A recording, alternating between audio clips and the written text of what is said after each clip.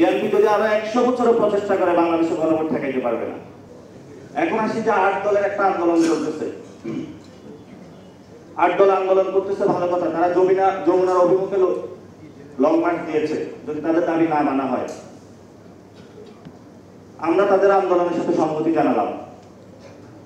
তাদের দাবি, তারা যে দাবিগুলো করতেছে এটা যৌক্তিক এবং ন্যায্য। যদি সরকার এই আন্দোলনের উপর আবার পুলিশ দিয়ে, র্যাব দিয়ে, পেটুয়া বাহিনী দিয়ে কোনো দমন করার চেষ্টা চালায়, রাজপথে ইনশাল্লাহ আমরা একে একে কাঁধে কাঁধ মিলিয়ে ঐক্যবদ্ধভাবে লড়াই করব। যারা আন্দোলন করছেন আপনাদের কোনো ভয় নাই, আমরা আছি এখনো, আমরা এখনো মরে যাই নাই।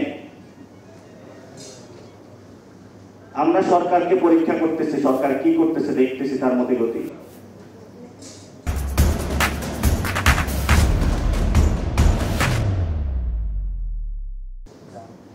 সেখানে যারা 8 দলে রয়েছেন, আমরা আপনাদেরকে বলবো,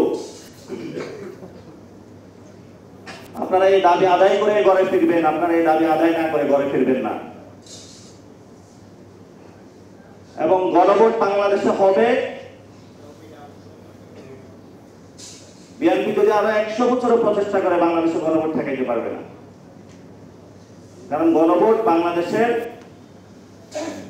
একটি বড় অংশ চায়, যে অংশের তুলনায় বিএনপির নেতা কর্মীরা হলো চুনোপুটি একদম সামান্য। সুফলতা, আপনি এত বড় বাহিনীর সামনে কিছু দলীয় গুন্ডা নিয়ে দাঁড়াবেন কিভাবে? লাঠি নিয়ে দাঁড়াবেন, পাশ নিয়ে দাঁড়াবেন, অস্ত্র নিয়ে দাঁড়াবেন। সেটা তো আওয়ামী লীগ যুবলীগ দাঁড়িয়েছিল, পেরেছে তারা? অতীত 1 বছরের শিক্ষা থেকে যদি কেউ না নেয়, তাকে শিক্ষিত করার দায়িত্ব তো এনসিপি আর নেবে না, সেটা জনগণই নেবে।